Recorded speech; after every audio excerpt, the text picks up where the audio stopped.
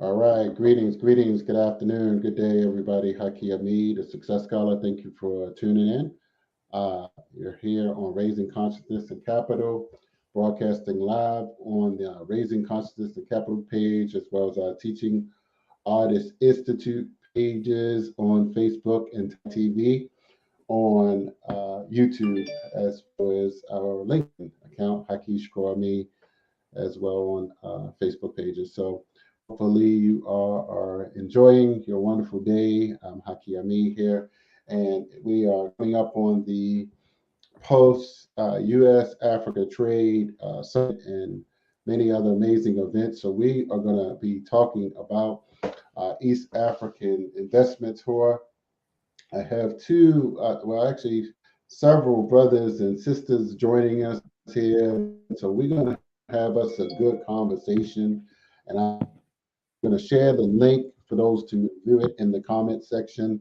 As you can see on our Thai TV page or our Raising Capital page, it's in there. So I'll share the Facebook link in a second for my guests. But I have Sister Kim Poole, who's on mute, but let me get her in. And Swantale and Sintwale and Sister Swatara and Sister, yeah, I don't see your names, but hold on. Matter of fact, let me move my. Hold on, let me move my names. And Queen Mother, Dr. Yeah. Janelle. Let me put your name up. I can't see it. I mean, I know who you are, but I'm sorry, it's just I just can't say it like how I write it. Jabril. Yes. Yes. So, but oh, just heard something.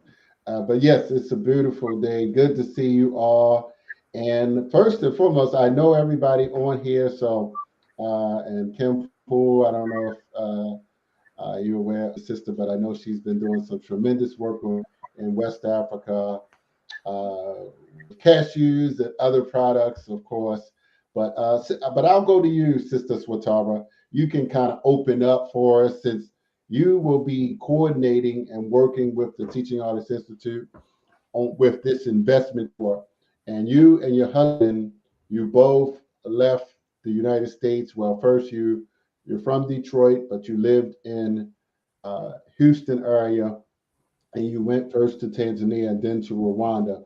And so I'll let you open up and just share a little bit in terms of this investment tour, as well as some of your experiences of being a repat.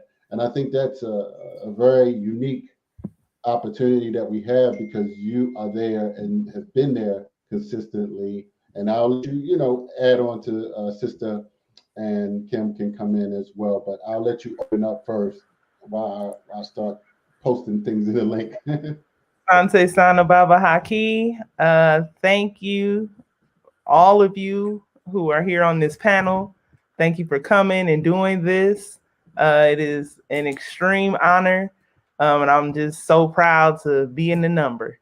Yes, we did leave America, and I'm so glad that we did at the time that we did for the reasons we did. Because the work that we can do, like you said, we're in a unique position to be able to facilitate these business relationships, investment opportunities, enrichment, empowering the economy all over the continent at the hands of Black people, African people of the diaspora. And in order for that to happen, or a way that that could happen, is for people they are familiar with to be here and tell them. It's one thing for somebody who was born on the continent and raised on the continent, and for them to, for whatever reason, go to America and tell someone about how it is on the continent and what opportunities are there. But when I speak your language, I was raised with you. I grew up in the hood in Detroit, Michigan. Like, there is nothing, I'm not an outlier. There is nothing just so extravagant about me other than my willpower, my determination, my love for my people. But we're the same. And I'm not telling anyone anything outlandish or impossible. This is very possible. And we know because we're here doing it. And so Right now, the U.S. Africa Business Summit, Investment Summit, Tourism Summit is happening right now, that you all are actively participating in right now. So I know, again, thank you for taking time out of that busy schedule to come be a part of this. But yes, it's time. You know, it is time. And as long as we're here and we plan to be here in perpetuity, then we will continue to facilitate these relationships so that we can empower our motherland. It's ours. Like, this is a reclamation period. Right. So my name is Sintwali Olushola. Not only are we here, but we brought our children from the States with us as well.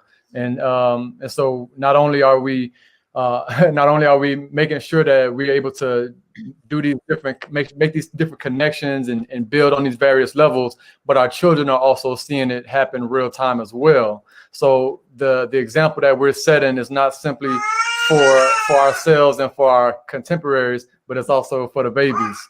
And we brought 5 from the States with us. That was all of our children at the time, and we actually had our youngest born in Tanzania. And so she's part of that connection, that bridge that we've been building. And like Swatara was saying, part of our purpose is making sure that people are able to have a bit more assurance in making these investments, because instead of being able to just trust somebody that you're not quite sure that your money is going to be appropriated properly, you would be able to understand that we're here, we're living, we're not struggling or hurting like that, so we're not hard up for cash. So the opportunity to have that level of trust is a lot more available relative to a complete stranger, somebody who can't relate to folks coming up from the States. That's part, like I said, that's part of why we're here. And it's vice versa as well. You know, we've built relationships with brothers and sisters here where they're like family. You know, we're able to be on the ground and vet different businesses who are seeking investment, who are successful on their own, but would like to partnership with African people in other parts of the world. And so we're also uniquely positioned to facilitate the relationship the other way as well. But we'll stop talking now because there's other people on the panel. Yeah. Well, let me go to Dr. Jabril, Mother. Yes, and we appreciate you joining us here. I mean, I've known you for a few years now and admire much of your work. And you taught Howard a little something I know about you. I don't know if you're still there or you're doing your. I know that you've been focusing on some West African countries in terms of cashews, but I know that cashews is a big thing, like in many different parts of Africa. So just open up and share a little bit about yourself, and then we'll come to you and let you share a little bit about the Teaching Artist Institute and Ty Torres. Okay, greetings everyone. Etison. I'm so delighted to be here. Is that right? Yeah. Yes, Hello.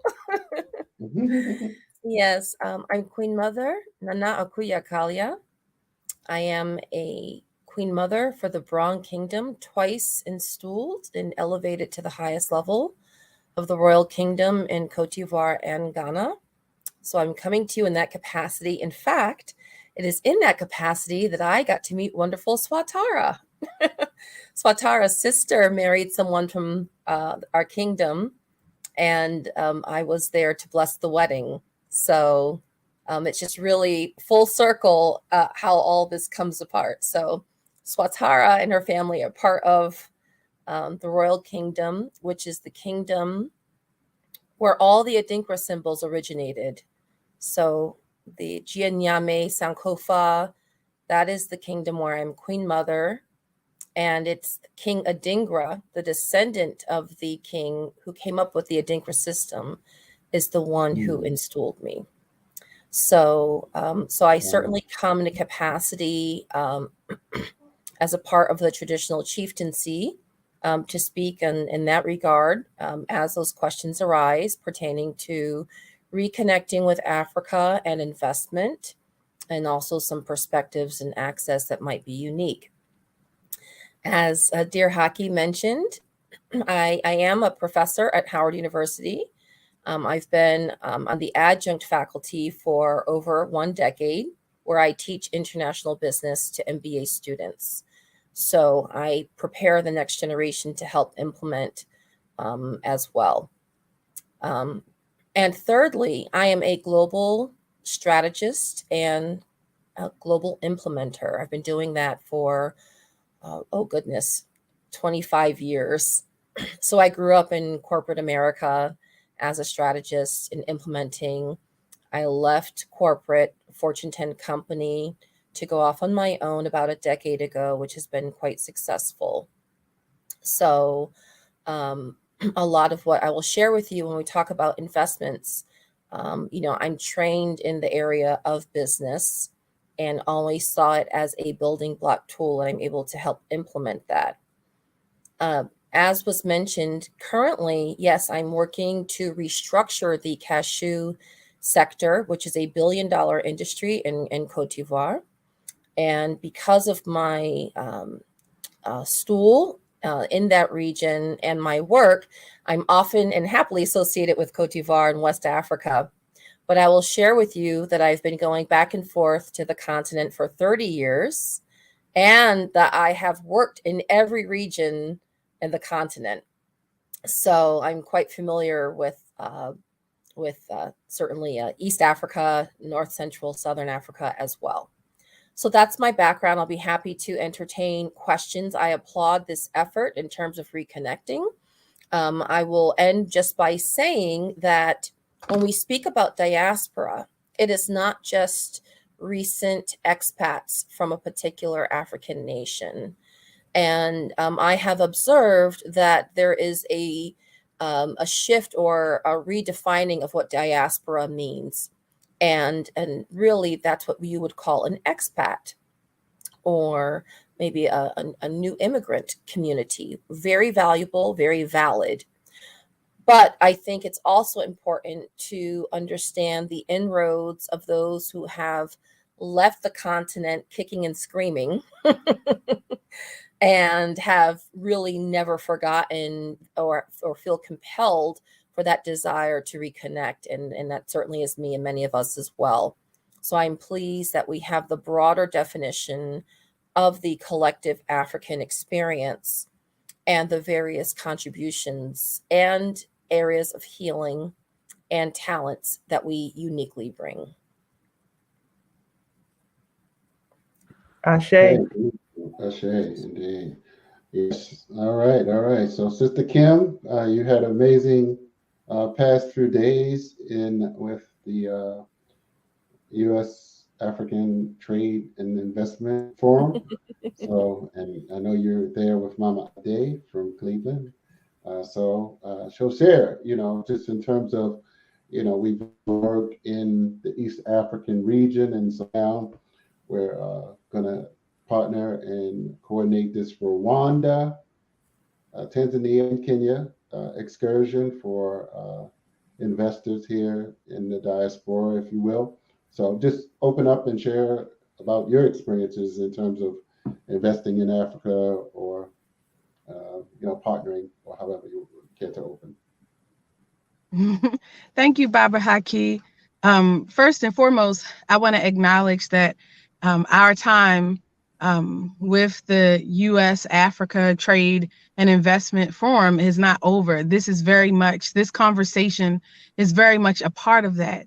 We'll be sharing this conversation with all of our colleagues. We've invited them to tune in to watch it live, and we'll make sure that they are aware of those that want to promote their business as an opportunity for investment.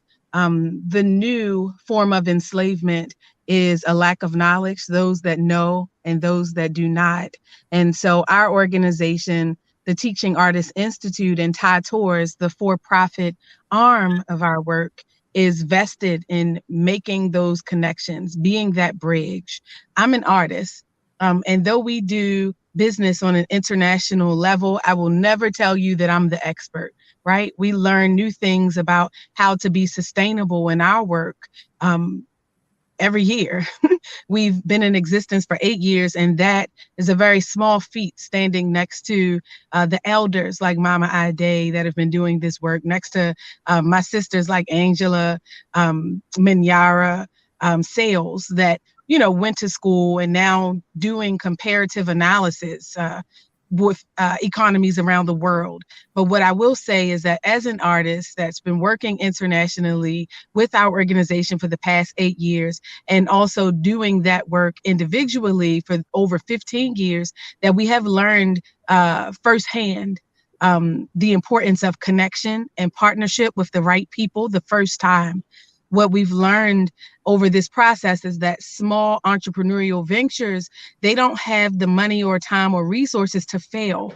And so it's very important for us, especially grassroots connections, startup initiatives, that if you decide to work on a continent, that you're in a network of people that at least have the capacity to say yes, even if they say no to your initiative. Because how often we're presented with those that do not have the capacity, that come as something that they are not, because like they call the dark continent, you just don't have the clarity around who's who and what people do and how to invest and where the first time around. Even some of the entities set up by the government that are there to filter investments, like investment centers, etc., take percentages of deals that happen that are unnecessary, and unnecessary financial hardship for startup initiatives from the diaspora. And so with Thai Tours, we're always looking for opportunities to facilitate tours that connect those in the diaspora to the continent, especially in regions where we work. We're not a tour company that's like any other, because we're only doing tours to places where we work all year long. So that gives us a unique advantage, because we know the people, we know the ethnicities, we know who's who, because we're working with them whether you come on our tour or not. And the reason that for next year we're doing the Ujamaa East African Investment Tour is because we know that our curators this year, Swatara Olushola and her husband, Baba Sintwali, they have an intimate relationship with those that are doing the work on the ground. And through their own personal experience, they are a testament to what it means to pick up everything and to no longer read about it, to no longer watch YouTube videos about other people talking about it, but to put your money where your mouth is. And they did it with their babies, their most precious resource, in tow. And to me, that is a unique level of vulnerability. They can teach people how to take risk. They did this during the pandemic when people were told to stay home like your life depends on it. Don't go anywhere. They said, no, this is opportunity. This is our chance. That kind of mindset needs to be duplicated. It needs to be taught, and it is valued. We see the value of you leading this investment tour, and that's why we're excited that you've allowed us to partner to help launch this initiative. You are one of many initiatives that we have invested in to help launch. We, as an organization, through our tour company, we take businesses from ideation, just concepts, just conversations, and then we scale them, not just nationally, but internationally, from idea to the packaging of the curriculum, the cultivation of those ideas. Then how do we deliver? How do we identify your target and your messaging? And now how do we put what you talked about, what we developed in best practices, to practice, right? Now we're going to also be with you and partner with you, walk with you while we test this model thing out and make sure you go from ideation to launch. And so that's what the Ujamaa East African Investment Tour is. It's their life skills, what they have lived, packaging that experience for consumption so that other people can live from that and also watch their growth on the ground. And we can't wait to be a part of that journey next October 11th through the 22nd through Tanzania, Kenya and Rwanda, where they're currently based. And I so very much appreciate that this conversation is timely on the margins of the U.S. Africa Business Summit, or I'll say African Leaders Summit, and then our own side event, the U.S. Africa Investment and Trade Forum, because it's important that we make our own safe spaces for these opportunities, ones that we have vetted, ones that we have decided as a Pan-African community, as a global African family, that are necessary, conversations that we want to make known, because the U.S. Africa Leader Summit, we aren't invited to that table. Now that Africa is the public interest of the United States once again, because we know that Africa has many roles that they've played in Africa secretly and quietly. But now that they've brought that conversation to the forefront, we need to make sure that we're not only at their table, but we have our own table, that we're building investment opportunities for us, by us, so that we have an alternative, and so that we're building with our own cultural epic center in mind. Oh, great. Okay. Yes. So, real quick, Kim. So, who? I wasn't there the full day, but was any of the well, not the presidents, but any of the vice presidents? I know there was some ministers of agriculture from the Gambia, and did the first lady from the Gambia show up? Not the Gambia, Sierra She Leone. did. The first lady came. She was there. The first lady of Sierra Leone. She was also there. Several of the leaders from different West African countries. We also met a new kingdom, the Kingdom of Kush, and their president was there. They have a lot to announce this coming February at the United Nations. We had an inside look at what that will look like. I also have with me one of our Thai elders, Mama Ade, who experienced the forum over the past 3 days and had an intimate conversation with many of those leaders. And so I wanted to give her an opportunity to just talk a little about the forum itself, some of the business opportunities that were available there, and why it's important for us to not forget culture, and not what we build, but how we build in order to be sustainable. The business psychology of our institutions is what we're talking about, the culture of our companies. And so, Mama Ade, if you will indulge me, I'd like to give her a moment. Well, thank you, Kim. Thank you all for having me on. It was an amazing 3 days. I got a chance to interface with heads of state, with presidents of countries, with business heads, with Queen Mother of Harlem.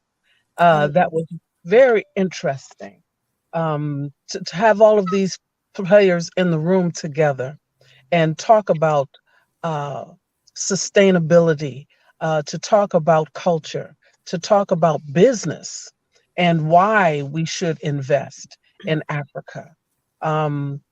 And what part we can play in each other's businesses and lives. It was a very interesting conversation, listening to them talk about education, listening to them talk about the future.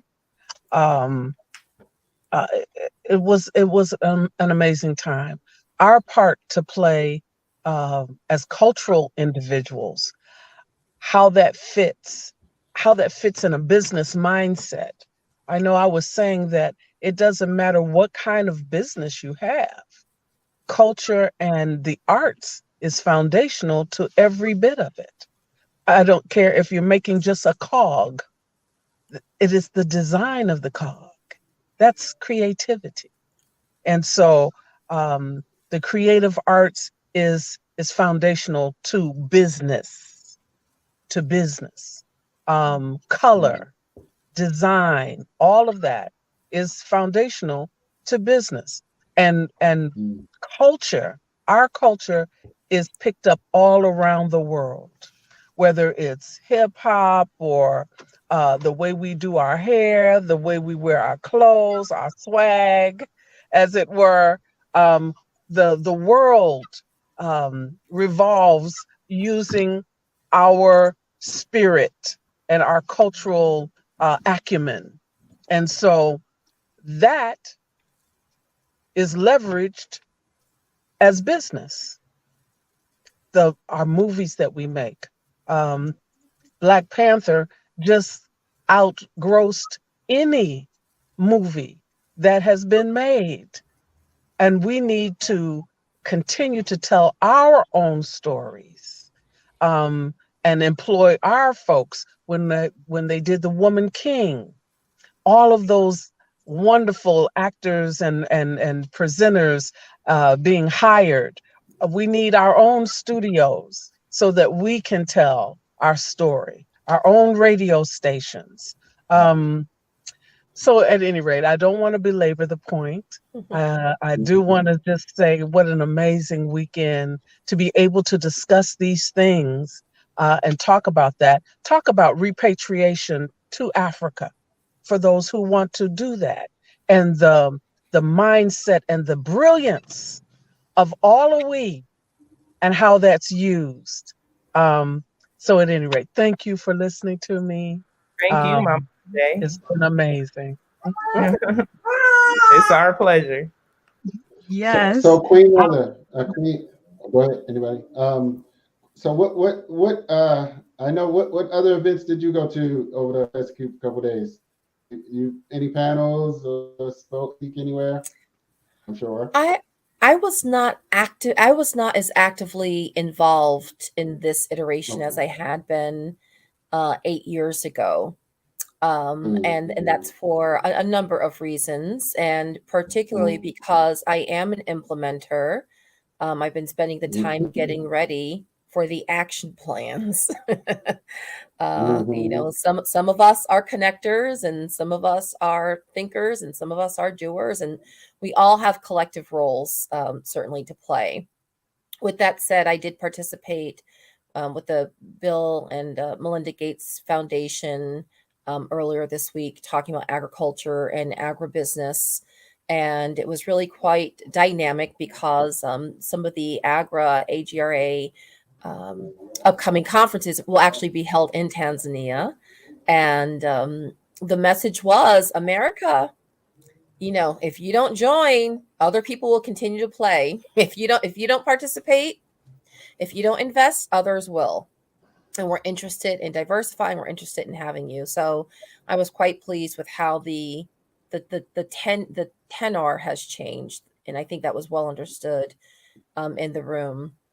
I also participated in investment meetings at the Embassy of Cote d'Ivoire with the Prime Minister, and so really discussing ways forward in terms of investment and what those strategies look like, which I think are quite sophisticated. So, for example, one of the terms that you hear is local content. So when you talk about investment, if you are a foreign direct investor, right, there's this need to engage local people, local hires, right? And we know how youthful the African continent is.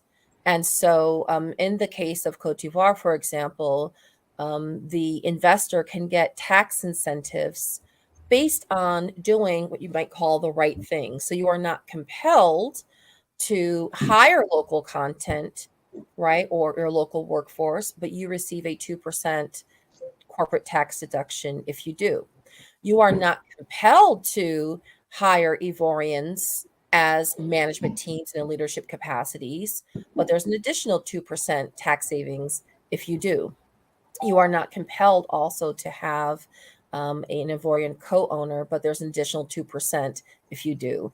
So that's an example that I think is quite smart in terms of addressing and incentivizing issues we haven't seen with other partners when it comes to local content, engaging local management and leadership, and even real partnership and ownership. So that's an example. So yes, right now I'm quite deeply focused with Cote d'Ivoire, as they are, have been ready to engage and implement. And so certainly I continue to work with other countries, but I tend to speak on the actionable results and not so much things that are incubating or in progress. So there's some work that I've been doing with Central Africa Republic, for example. There's some exciting work that I'm doing now, and our team is from Nigeria, South Africa, Canada, and the US, for example. So it's just really exciting. And I would say that we have to go deep within a particular country. As Sister Kim mentioned, there's so much diversity with ethnic groups. It's important to understand the lay of the land. Once you have a model and once you understand that community, you are then able to scale it, or you'll be invited to other countries and other communities with your investment, with your product, project, or know-how. So the other thing I would like to say, particularly as most of us are, of African descent, is that on a spiritual level, we are often drawn to where we may have ancestral connections. We may or we may not know this. And so while we might feel a kindred connection or drawn to certain regions by virtue of the people or the culture or what they're known for in terms of what they produce, but ultimately there should be a level of synergy and connection, of mutual welcoming in the environment where you are. And I think that's something that's very important as well to consider. So thank you. I have a Yes. question, if I may. Of course. I know you spoke about work that you've done in other regions of Africa Yes. as an implementer, but you ultimately chose the Ivory Coast. And I would like to know why you chose the Ivory Coast, how you came to receive your installment twice. And yeah, we could just go with that 2-part question. Okay, I will say, well, I will say that Cote d'Ivoire chose me. So the story is quite phenomenal, where I'll tell the brief iteration of it. But I was on the official advisory council for AGOA to help get it extended the 10 years. And it was quite an uphill battle, but ultimately we were successful and we got Congress to pass it. In that capacity, I was invited to speak during the AGOA conference in Libreville, Gabon. When I spoke very candidly. Someone who I'm not just on the policy side. Again, I am, I do work, whether it's at a multinational level, whether it's grassroots. I'm in academia, so I know education. I've always been at the touch points of sectors and industries. And for a long time, people didn't understand what I was doing, but then now understand how the intersection of all of these converge. So nonetheless, I spoke at the AGOA conference, and there were some women from Cote d'Ivoire who came up to me who were quite compelled by what I said, because it was not the normal, conversation. And as it would be, they invited me to work with them on some initiatives. And we certainly clicked, and we started to do some great work, which became a success story with the US State Department just 6 months later. A year and a half into our engagement and partnership, the Ivorian woman called me and said, Professor Kelly, we are so excited. You've been a great partner. You've worked with us for a year and a half, but you've never seen a shea tree. You've never been to Cote d'Ivoire. So women have gotten together and we got you a ticket. You're coming. So the women gathered and brought me a ticket. They called me a few days later, said, we're going to get the program ready for you to arrive. So when they called me, they were quite excited and told me that the governor agreed to have my audience when I arrived the next week. When they told me which governor it was in Gontugo, the Bonduku region, I said, where is that? They said, the Bron Kingdom. I had just received my DNA back, and I had been working with my ancestral land for a year and a half, and none of us knew. Wow. And the women had come together. Yes. And the women had come together to get me a ticket, and I was to arrive the next week. Wow. Yeah, exactly. It's amazing. So when I arrived, I was actually crowned when I arrived. And as I found out later, there was a legend that how they knew the next Queen Mother was coming. So they actually told Wow. the governor, the woman we've been working with the last year and a half, the woman we're bringing here, she's an ancestor. So I was the first returnee into the village in over 400 years, the first known returnee to return in 400 years. Yeah. Wow. So that Official. so it's so to answer your question, it's really following your gifts and your calling. When I went to business school, it was not to go to Wall Street. I wanted to make things happen. I wanted to have large scale impacts with my work. I was a consultant to the international development community, but they tended to do projects at a very cottage industry, which was not really scalable and did not necessarily have the economies of demand for new market access or entry. So I wanted to do things at that larger level, and that's what we were doing. So ultimately, I was installed again where my crown was elevated to the royal kingdom, which encompasses Cote d'Ivoire and Ghana. So it is divine. If you feel compelled to invest, please do so. I did not know that I was walking into my queendom by doing this, because I was serving when I was on the advisory committee, and I was really getting to know the woman. I did not speak French at the time. It's my fourth language. So, all things are possible. So why Cote d'Ivoire? Well, it has always been a business-centric kind of country. And so naturally, with my professional background and skills, was certainly welcomed. And also as the first foreign-born queen mother in the country. So there was a level of trust and acumen there. And so because I look at large scale, as you know, with Cote d'Ivoire being the number one exporter of cocoa, and it used to be pineapple and cash, all these other things, they're able to, they have a readiness for the level of culture shift at a national level that is necessary. And so we are looking to use that as a model to inspire for agribusiness and to scale across the continent. And you all recently crossed over into, well, I don't know about crossed over into, but did you recently open a manufacturing facility to kind of get rid of the middleman as it pertains to cashew processing and exporting? Yes. I did not open a factory myself. What I did was help to train, audit, and certify all the factories across the country, so that they would have the capacity and the certification for direct market access. But yes, I am also certified to be a foreign supplier vendor, which means you have to have a touch point here in the US once you export. So we do have actual, that actually is an opportunity. We do have a factory, an amazing one that's available for investment. It's just sitting there, and it's actually in my kingdom, and as there are others. And so to answer your question earlier, I think Haki was asking about my participation this week with the US Africa Leader Summit.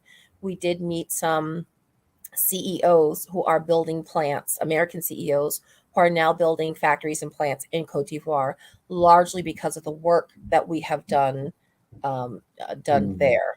But we are interested in encouraging more investors and owners of African descent, and certainly Ivorian as well. And so it's just certainly a very exciting time. And I will share the other projects that I'm working on that are not quite ready to be articulated are in the arts. They're in the realm of the arts. And I will share with you that a lot of my work in terms of connecting or reconnecting our African diaspora for me started in Latin America. So I spent time in Brazil, studied in Venezuela, Afro-Latino communities and cultures. And they have reached out and are really interested and ready to reconnect to the African continent and with us as well. So just keep that in mind, that this really is a movement, and we should incentivized because it's an exciting time and we're the chosen generation to help usher this in. We are the chosen generation. Yes. Sister Kim, can I ask you a question? Are you there? Or maybe Baba Haki, you can I'm definitely here. I just wanted you guys to talk about some of your work in West Africa. And you could touch East Africa too, but I know you have things set up in the Gambia, and just your experience with that, how that's been beneficial to you as a you're not an expat, as an African of the diaspora, where that definition is up in the air. But if you could just talk about your experience with that and how it's been beneficial to you and could potentially be beneficial to someone else watching.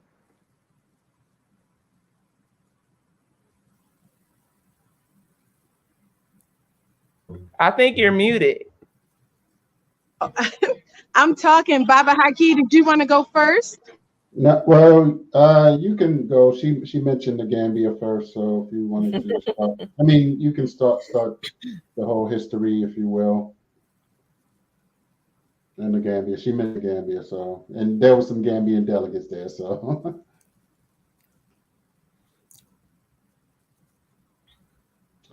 Well, if she's not accessible there, I came on board. Is she back? Okay. Well, I came on board to organize and coordinate the East African part of the Teaching Artists Institute with Kim Poole.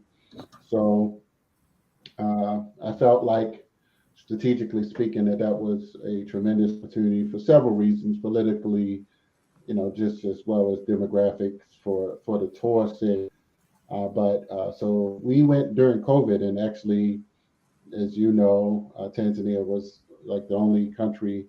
Well, someone said something about Madagascar. Is that true? Was that they opened as well, right? I think you all might have mentioned that about the countries that were open.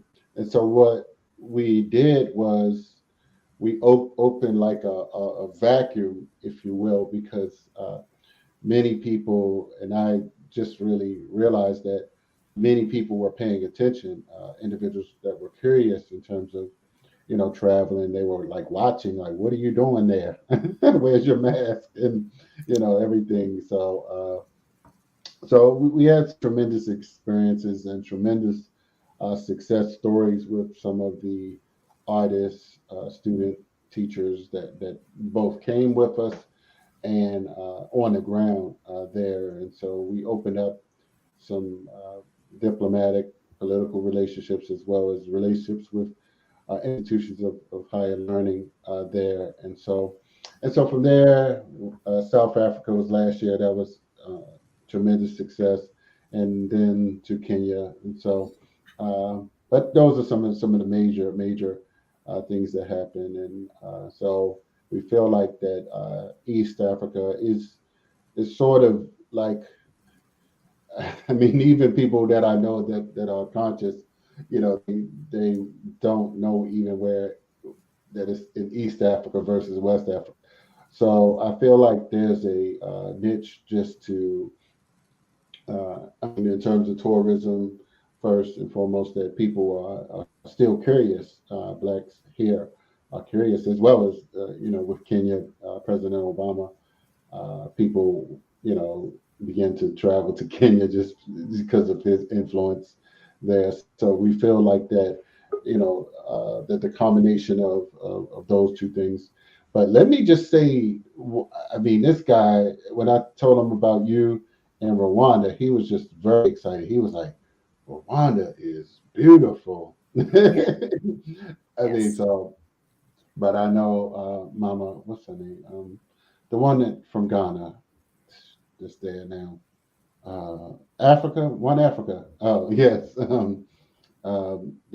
in Rwanda now. So I feel like we are positioning this for a great success story, which we would like to have. So yes, I'm excited. So Kim, unmute if you're in position? If not, we can. That's all I right. think it got kicked out. Yeah, here right now. We could talk a little more about Rwanda and East Africa. Oh, here go Kim. Here go Kim. Okay, good.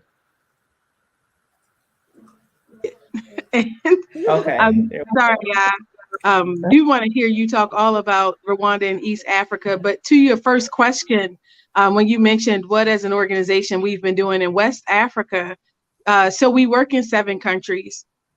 So 5 of which, or 6 of which, as of this year, include the continent. And so in East Africa, yes, we're in Uganda, Kenya, and Tanzania. But in West Africa, we're in Gambia, Ghana, and Liberia. And so notice all those places they speak English. Yes. Anglophone regions are my favorite. And we've been invited to work in Cote d'Ivoire as well as Benin. See, I understand how very little language has to do with communication. And even that, understanding that, I've realized that if I'm already, if it's a steep learning curve to understand that body language, those things that aren't being said, those things in a business deal where you're watching the assistant go back to the office, and that matters when it comes to the survivability of your project, the feasibility of whether or not you should go into that area when you're trying to map the symbolic landscape. Yes. And when you're learning the players and doing that initial assessment, if we're having difficulty doing that in Anglophone Africa, oh my God, just add French. So in West Africa, no, we have not taken any of the offers like our Queen Mother. Come on. No. So in those areas, I'll start with the fact that we only go where we're invited. So I appreciate you saying, come on. That makes such a big difference. Go where you're invited, not tolerated. Go to a place where not you see an opportunity, but the people on the ground see an opportunity in working and being in partnership with you, because Africa is still a relationship economy. You have to know somebody that knows somebody. Your money is only going to be taken and you'll be giving nothing in exchange for it.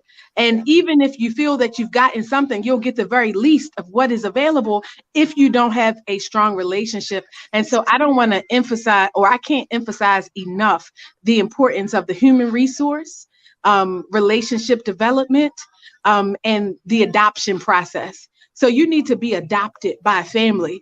Forget what they told you about mapping your what is it? Your DNA, geographically mapping your DNA and just showing up at the place. Yes, tourism is great. Go if you feel a connection. But what you should do is a little research on who's in the area, who's already working on the ground, and find a way to connect with those people, especially if you want to engage in business. So in West Africa, that's exactly what we did. We were invited. In Ghana, we were first invited by the Musicians Union. And I'm an artist. That's the reason I first started coming to Africa. They asked me to perform. And I'm not Beyonce. I'm not Jill Scott, not even Jill. But they didn't care. They thought that my music was great. They invited me over to perform. And, it's very different when you see growing up the narrative, the misinformation campaign that they give to us about opportunities on the ground in the continent. And I grew up watching the same things that they showed you if you grew up in the US, just 10 cents a day. Just 10 cents a day for this child with flies flying around, their belly swollen with hunger.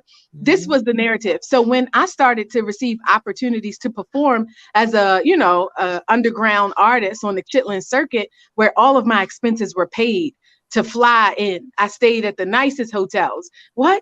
There are nice hotels, the nicest hotels. And then I got paid a couple grand. And there was a stadium full of people. I felt affirmed and acknowledged, and they appreciated my art. This kind of cultural exchange and empowerment was taking place. That got me interested about other opportunities available. So it was in Ghana that we began our initiatives, and we worked with the Ministry of Tourism and Culture. And I realized that I didn't want Delta to get the most money. I didn't want the hotel chain to be the best paid broker at the table when it came to our repatriation, that there needed to be other intermediaries, like just so happened to be ourselves, not at the time, but I eventually said, if we're going to come over here to do the business, if we're going to come over here to do the exploration and the feasibility studies and the symbolic landscape study, then I need to be a part of that transaction first and foremost, because we've been doing that, getting emotionally excited about our newfound understanding of Africa and connections. And then everybody that gets paid at the table is European, or you have to fly to Europe before you can get to Africa, and everybody gets money but you. And so even though culture is the new currency, we have to create a culture of development and filling needs in our community. Who has the expertise in our community to fill the needs that we have to facilitate the business deals that we want for our future? And so we wanted to be a part of tourism, and we started that in West Africa, in Ghana. I can look back as far as 2012, our first initiative, our first trip, cultural exchange initiative in 2012 to Ghana, with Mr. Rufus T. Stevenson and his initiative and the Ghana African American Association. We were invited to the Gambia by the Office of the President. By this time, our organization was established, and we established in 2017, 2016. Wow, I'm getting old, y'all. So November of 2016, we established this work. And no, I'm not going to go back another year. Okay, I am. It is November of 2015 at Coppin State University with the Department of Visual and Performing Arts. That was our first teaching artist delegation that was trained to help facilitate these connections, trained as cultural emissaries, as translators in this international business landscape, first with their own understanding and then to help translate, so to speak. So we were invited by the Office of the President in the Gambia to come and develop what we call an Art for Social Transformation District, to explore what it would look like as consultants with them to have art integrated into other sectors of societal development. And so we did our conference there, Artisan, as Hakeem mentioned earlier. This was in 2018. And we still have our office there. We are currently developing. We were given land by one of the chieftaincy. And so we're waiting for the paperwork now to make sure that it's legally in our names. We're learning about the process around how many of hundreds of years it can be ours legally before it is either taken back or we reapply with the next generation. So all of those small rules and clauses in the contract that you don't know until you have the experience. That's what West Africa did. It gave us our introductory experience to the continent. We were also invited to work in Liberia with the Ministry of Tourism and Culture with Mama Louise Sewa. She was the current Minister of Tourism and Culture. And it's nice when they're taking care of your visas, all of the little logistical things that add up as a small business that you don't know to include in the budget. Because, you know, it's your first time around that we can help prepare you for, and that governments that actually invite you, on ground stakeholders that actually invite you, can help mitigate. If only they've invited you, then they want to do that. And so we continue to work in those regions now. Those were our first, they are near and dear to our hearts. But since then, in 2019, we expanded to East Africa and we hit the ground rolling. East Africa is fertile ground. They just understand the assignment, and partners are already cultivated. They're already doing this work. International development, partnerships with Pan Africa. They're just glad that now we're at the table too. And so I'm excited that Swatara is going to lead an additional conversation to bolster that opportunity. So, Queen Mother, I got a question, kind of actually not much of a pivot, but still very much related to what Kim was saying just now. Logistically speaking, how viable is it for foreign investors to be able to acquire property in Cote d'Ivoire? Are we speaking like an individual can go through the entire process and have a title deed, or is it have to be a foreign entity, excuse me, not a foreign entity, but a locally started initiated entity that will have to acquire the property in its name, or is like what's the protocol for foreign investors with property? Sure. Well, property is seen as one of the key investment opportunities in Cote d'Ivoire. So there are actually some initiatives started by Ivorians living here in the U.S. that make the opportunities to acquire property quite accessible and user friendly, if you will, to help make incremental payments toward your investment as it's being built. In terms of land, it depends on the project, and you would meet with the local chieftaincy. And I've seen sometimes ownership or sometimes leases or agreements. So the economic capital of Cote d'Ivoire is Abidjan. The national capital is actually Yamoussoukro, but everyone knows Abidjan is in fact about 25% international. It's a very cosmopolitan international city.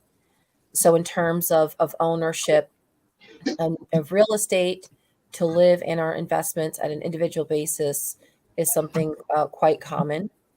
And in terms of land, it depends on the intended use and purpose of the individual or the opportunity, but they're certainly there. Okay, actually, I got another question, if you don't mind, because I got a lot of information. I got a lot. I'm seeking a lot of information based off of other countries that we've been into and other countries that we plan on visiting. And of course, the Ivory Coast, Cote d'Ivoire is one of those countries. I guess a pretty pertinent question that I want to ask is based off of our experience in both Rwanda and in Tanzania.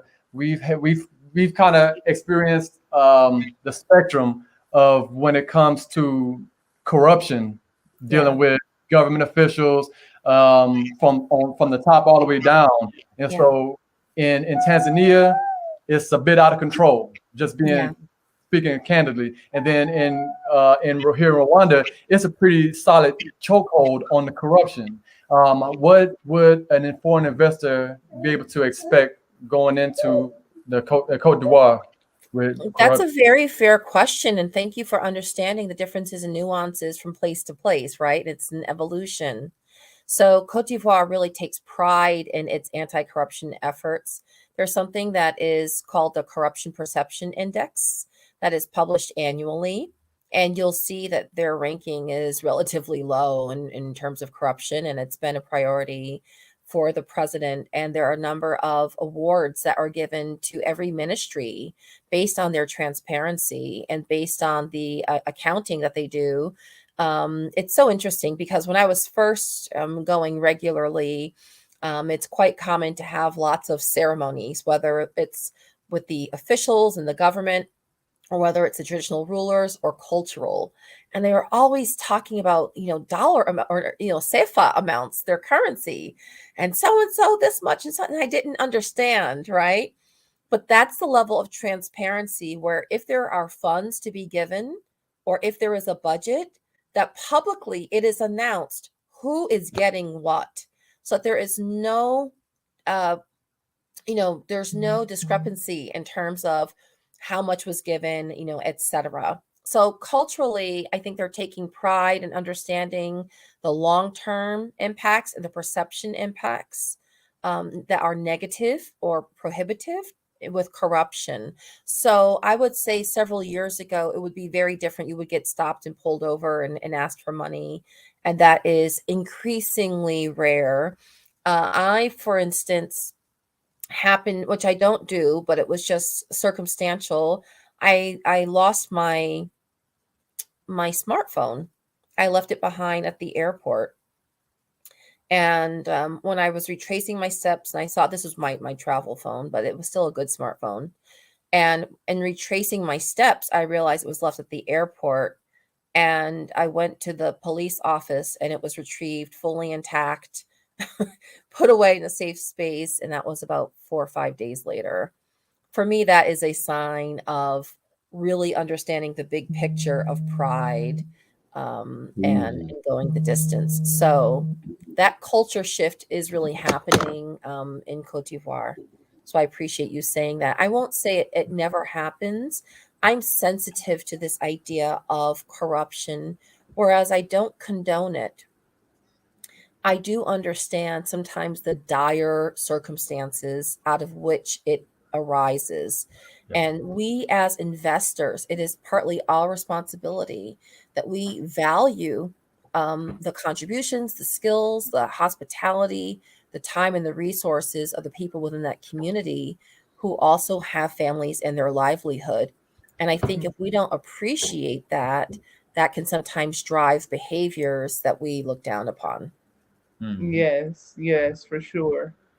Hmm. I think also that you and your installment and Sister Kim and Baba Haki and the places they've been invited to also speaks to that evolution. You know, you didn't see a riot or a war. Oh, who is this American coming and taking this Queen Mother position? You know, Mhm. Yeah. who are these Black Americans coming and building all these things and trying to force these programs on us? It's been open arms and it's been love. And it's been, Mhm. oh, let's fly her out here, you know, before they even knew.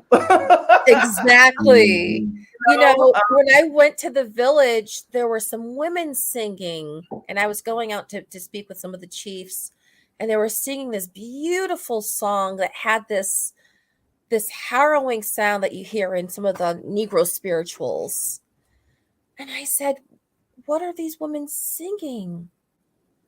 And they said, "It's a song about a mother missing her long lost children. Mhm. It's a song of our community missing you. Those who we've been singing this song for 500 years." wow. Mhm. That Wow. was so Wow. moving to Wow. me. You know, I so there is a longing, and I know of specific stories. People, African people will know who was taken. Oh yes, my great great grandmother or sister was very beautiful, and there was a Belgian who would come like clockwork every 12 weeks, and we would hide this woman. She was very beautiful. He kept his eye on her, and but one time he came a little bit earlier, and she went to the river to get water, and she never returned. And so Mhm. those stories are known. They have an idea of who took them, who had the eye, and we're not bodies, right? So it is well understood. My doctorate, my PhD is actually in African studies. So many of us were selected or targeted not just for able bodies, but for a particular skill set, for particular talents, right, for particular capabilities, whether you were an excellent builder or a musician or sometimes too spiritually powerful. There's a lot of dynamics going on, so there's an awareness. And one of the most amazing things about traveling to the African continent all over is seeing the faces of people who look like your auntie, or they look like your classmate, Mhm. or they look like, it's so amazing, you know. And so that's why some of that reception is just there. It's like, you are literally my auntie. So And that's I don't part of think the difference. Oh, I'm sorry. Go ahead. is no, I'm sorry. Yes, you're right. That is part of the difference. And so that is part of the beauty. And so I hear what Kim's saying about, be invited and sponsored, but our highest goal is to have that spiritual reconnection in terms of wholeness. It doesn't mean you only go where you have a known ancestral bloodline. No, you do go where you are embraced and adopted. And when you find out the migratory and history patterns of some people, you may find out that you are exactly where you belong anyway, right? But Mhm. that intrinsic connection is for those of us who are ready, is one of the strengths, and that is felt when you're talking about investments, and typically in the business sense, you're looking at risk, right? And so some of the hesitancy is based on trust. Do we trust this individual, right? And also, when you have an investment, you need a timeline. So you need to be able to have security in that over time, there will be a level of stability, right? To recuperate the investment and for it to grow. And if there's a perception of changes of regime or takeovers and all these things, that makes it very difficult in that risk assessment to do that investment. So it is about relationships, right? It is about relationships. It is about connections. And so some of us may have a deeper connection by virtue of going. You do have to go and see really where your spirit is accepted and certainly appreciated. And I would just say be open to what those opportunities are. And a little investment, even a $300 investment in an individual can change their life. Yes. Yeah. Yes. Yeah. That's something we've been trying to stress to people, that you don't have to have tens of thousands or millions to make a solid, sound investment. It could be a couple $100, the same amount of money that some people would go shopping and spend and it won't see it again.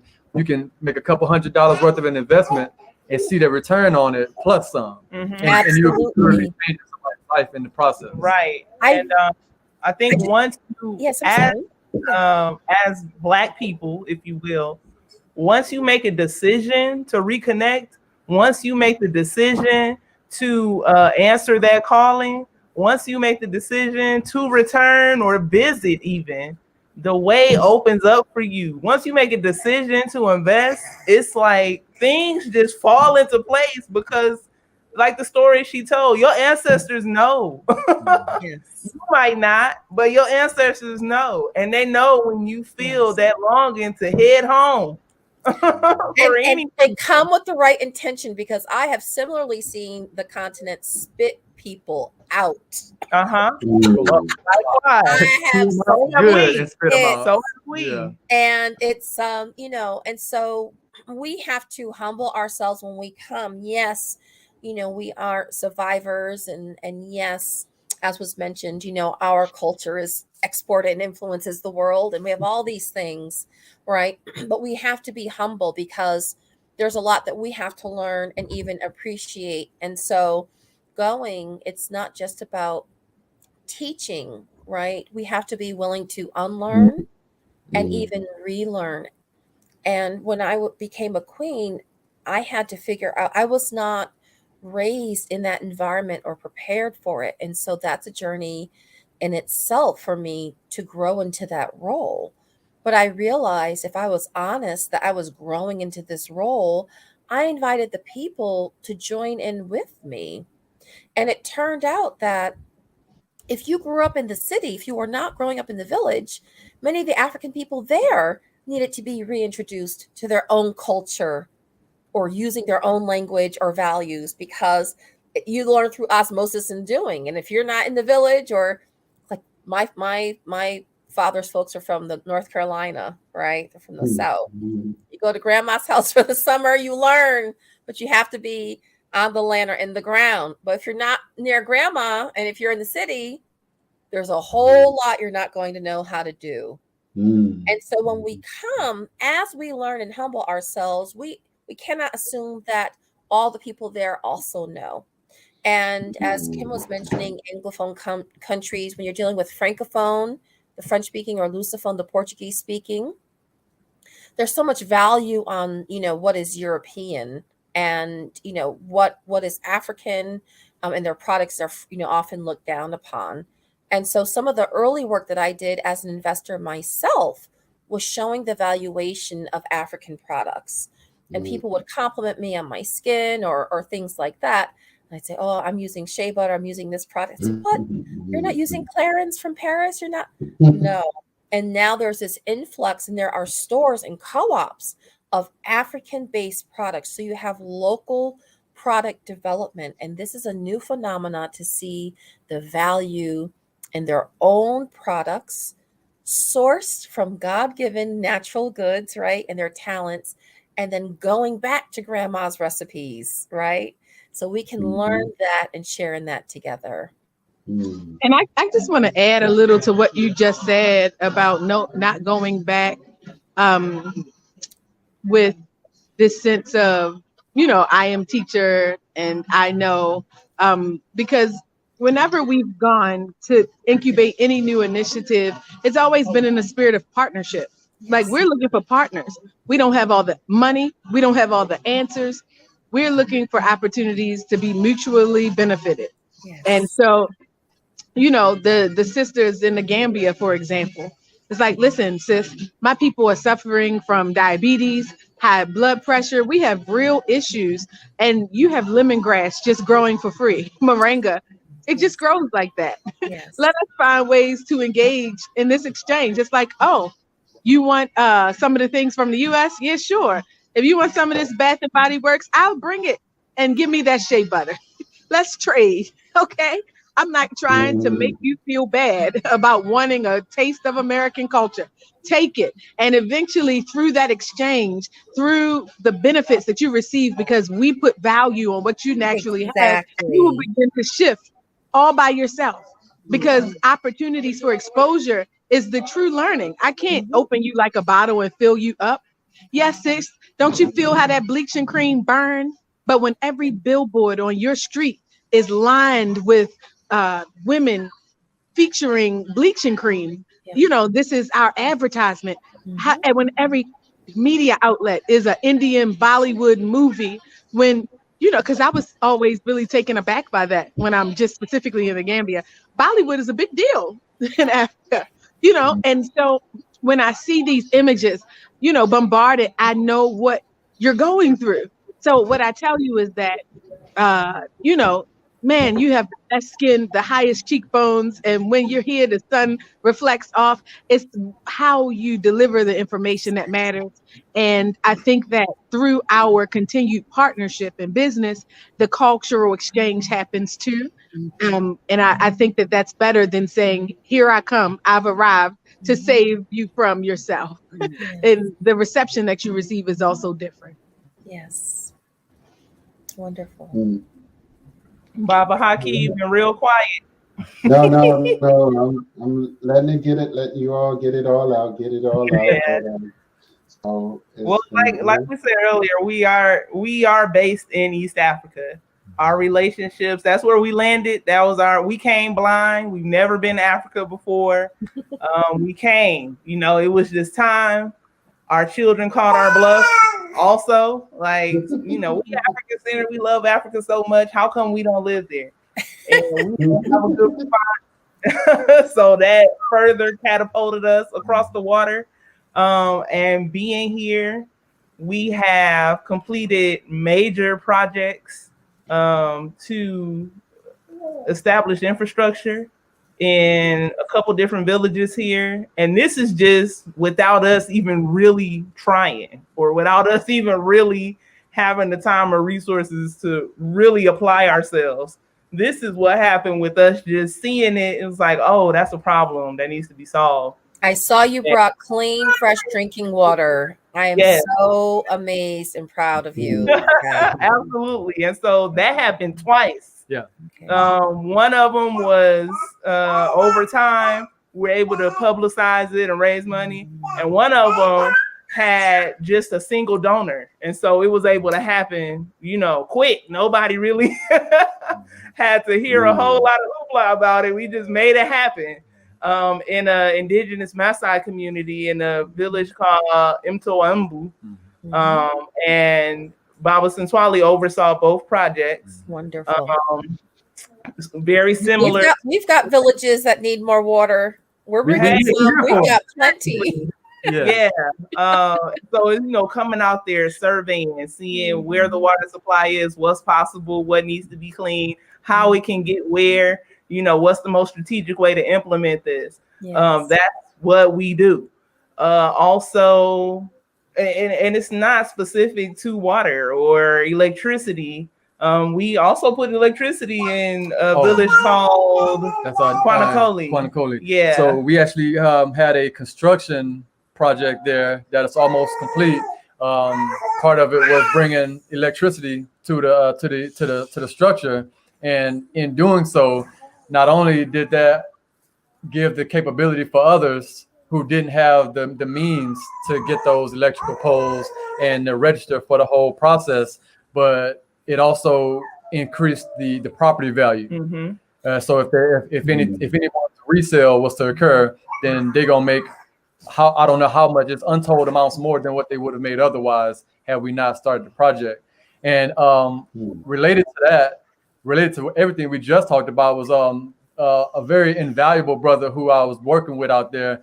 When I say this brother basically made Tanzania look good, because he did his best to not only put forward his best effort, but he was honoring his father. That was the main thing. He was honoring his father's name, doing everything he could to make sure that we were getting a fair deal, and that we were learning in the process. So at some point it was I would go to the market with him, or I would go to a vendor with him, and then he would go, all right, bro, you go see how well you can do. And I would have to speak the broken Kiswahili that I do, and be able to manage and my best to get good prices, and be able to build relationships with people. And I really feel like without that brother, we would have had a much rougher time. And that was based off of a connection that I had already had growing up from the States in Texas.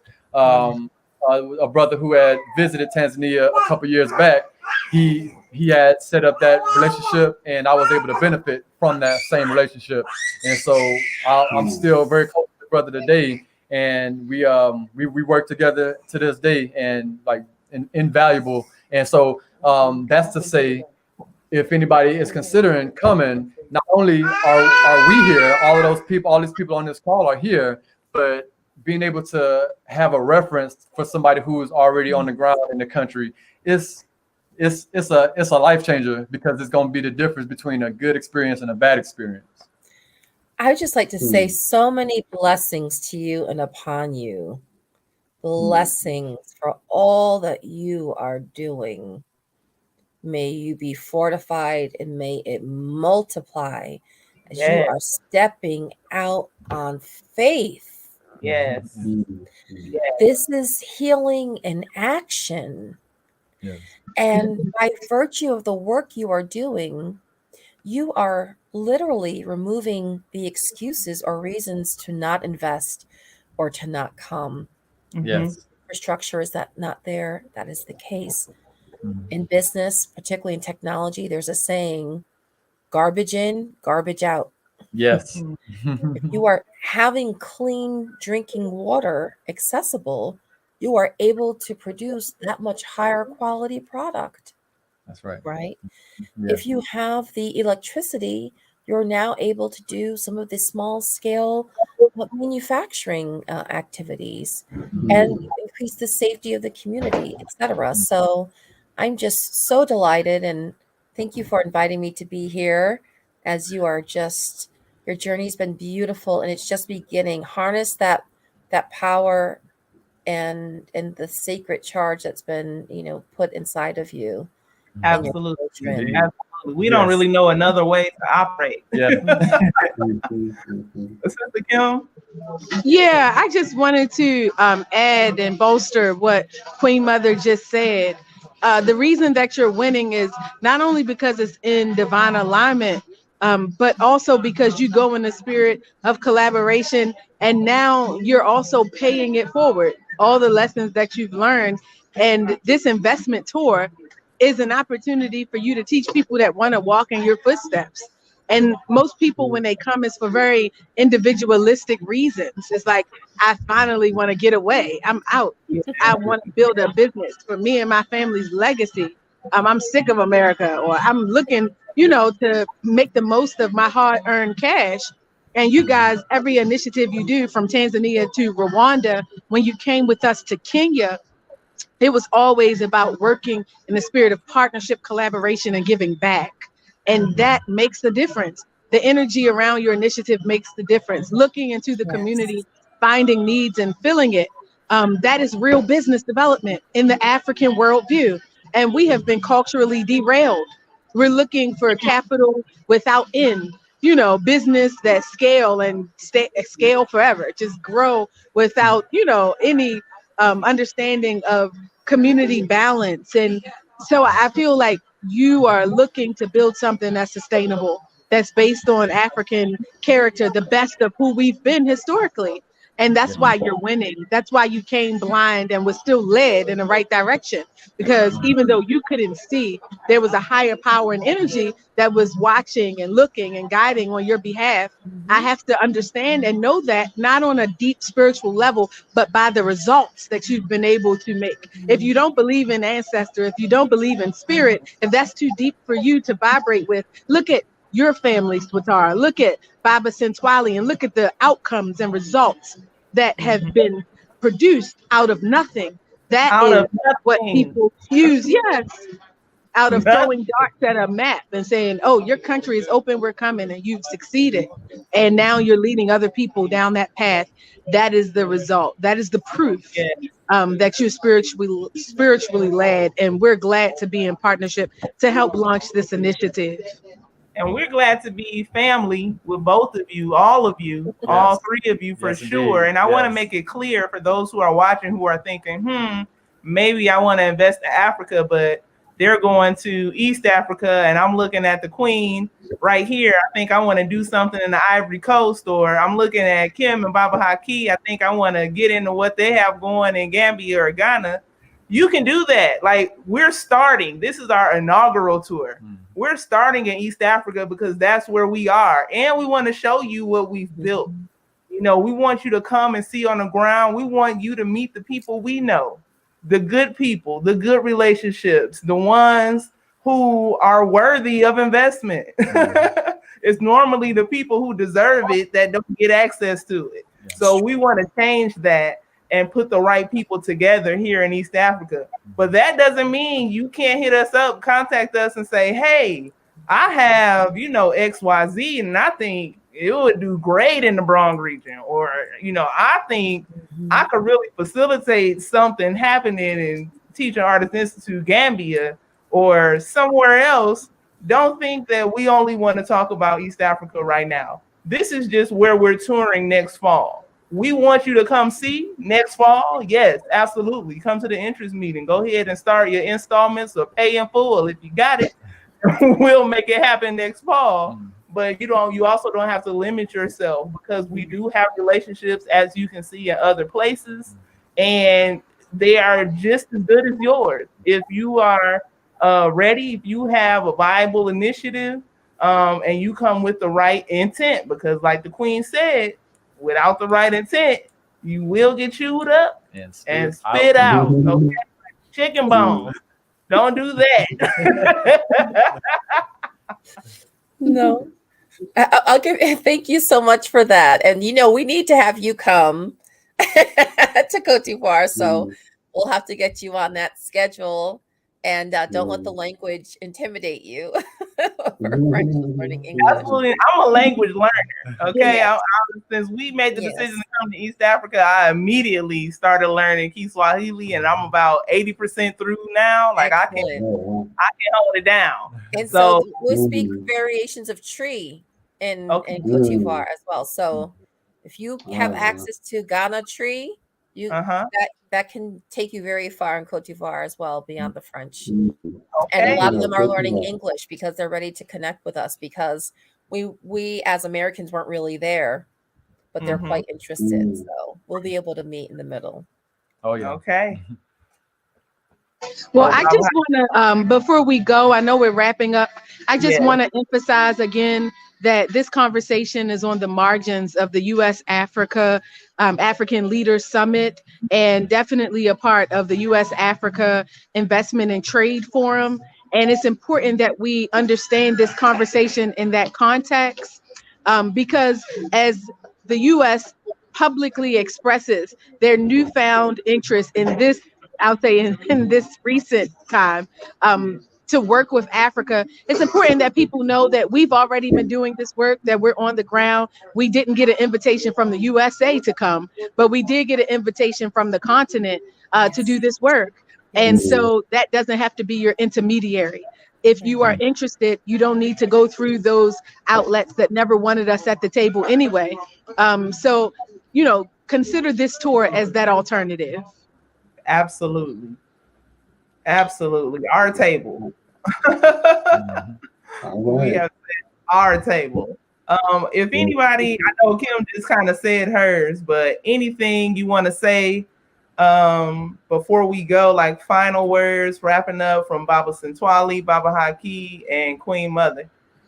Here I go. So our goal is growth. It's an imperative. Like if you got, not only if you have children, but if you have grandchildren, or you want to shore up your future to make sure you can retire without still having to work or without struggling in your retirement. That's part of what we're here for. The planet is big. You don't have to feel stuck to America. There's many different places to go. If coming to an African country isn't your thing, at least get out of America and see what the world has to offer. There's many opportunities all over the place. And everybody is not bad everywhere you go, just like everybody's not good everywhere you go. So there's going to be probably the primary thing is to learn. Learning is probably one of the most things that we've done since we've been here, or since we've left the States, and it's an ongoing thing. There's no stopping to learning. So doing your best to apply what you learn is that's knowledge, and that's what we're doing our best to gain. Okay, Baba Haki. Well, so this has been phenomenal. I appreciate.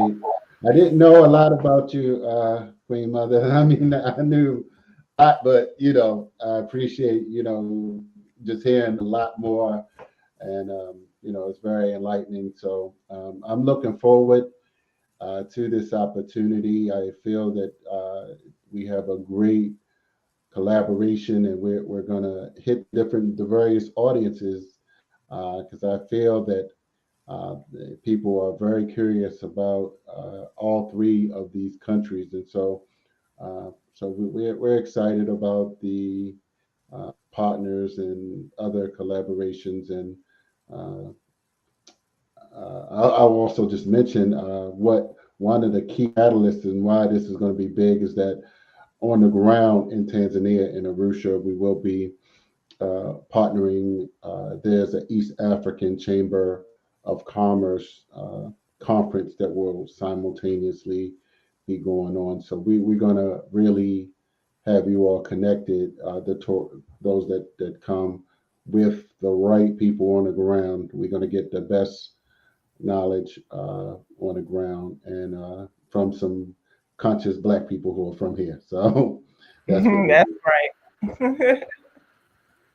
I want to mention before we get our last words from the Queen Mother, one of our current projects going on here in Rwanda, and I don't know, I'll try to put a link in the comments or something before we go, but we are in the process of building a literacy center in a town called Gashora, and Gashora is maybe an hour outside of Kigali.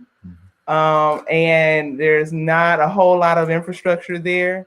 It's near different lakes. It's a beautiful area, but when it comes to plumbing or running water or electricity, it's scarce. It really is. And there are thousands of people and thousands more of children. And so in partnership with J Essence, you can find her on YouTube, JAI Essence, and her initiative. We're building a literacy center. The government there actually offered land for that to be built on. So we're going through the processes for that. The GoFundMe is live. I'll put that link in the comments so that you can contribute to that initiative. And like we said, a little goes a long way here. So don't think, your $10 won't be effective or your $5 won't be enough. Everything adds up. I mean, we're already at $3,000 little by little. So you can go to that GoFundMe link and make your contribution. All right, Queen Mother. It has been such a pleasure. And Swatara, thank you so much. I love your Detroit can-do attitude, bringing the best of that to the continent. That's why I love Detroit. It's just believing in it. And speaking of believing, for those who are listening, Believe in your gifts, believe in your idea, believe in your desire. Be the conduit to do those things that your grandparents or your parents or other loved ones couldn't do. Now's the time. You may have experienced lots of rejection, or you may have humble resources, or you may have tried something in the past and it didn't succeed. That was then, this is now. Prepare yourself for success, for partnership, and to win. Invest in yourself the time to plan. Invest in yourself the funding to be able to go. Invest in yourself or whatever skills you may need to brush up upon in order to execute what you would like to do, because it is here. And so my parting words is just affirmations. And so it's so true that we may or may not be invited to certain tables, but we can construct our own. And there are other tables where we are being invited to and where our gifts are making room for us. And I want to encourage you and excite you for that possibility to know that now is a wonderful time. That connection with the continent for many of us will not be understood by others. And that is okay. We don't need to explain it or justify it. We need to cherish and honor it. It is there. And it's just an amazing time right now where we can heal and break generational curses.